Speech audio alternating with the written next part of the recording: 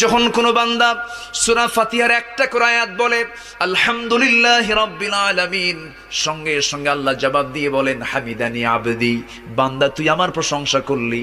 আর রহমানির রহিম যখন বলে আল্লাহ বলেন আসনা আলাইয়া আবদি।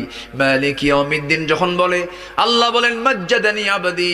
এরপরে যখন বলে ইয়াকা না'বুদু ওয়া ইয়াকা নাস্তাঈন পর্যন্ত যখন বলে আল্লাহ বলেন বান্দারে তুই আমার কাছে কি চাস, প্রাণ খুলে চারে বান্দা। ইহদিনাস সিরাতাল মুস্তাকিম থেকে শুরু করে নিয়া ওয়ালাদ-দাল্লিন পর্যন্ত যখন বান্দা বলে তখন আল্লাহ বলেন বান্দা নামাজের মধ্যে এমন প্রেমের খেলা খেললি বান্দা, তুই যা চাইলি সব আমি আল্লাহ কবুল করলাম। ওই বান্দা যখন রুকুতে যায় আল্লাহ তখন অস্থির হন।